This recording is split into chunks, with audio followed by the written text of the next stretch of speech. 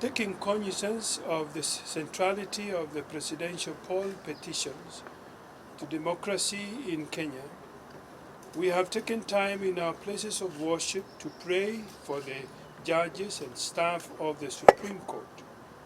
We encourage you to undertake your duty with utmost good faith, fairness, impartiality, and public trust.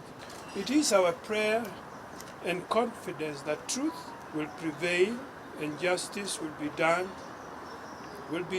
and be seen to be done at the Supreme Court. On our part as religious leaders, we urge every Kenyan, regardless of their political affiliation, to accept the ruling of the Supreme Court as the position of justice. It is Kenya that will have won either way.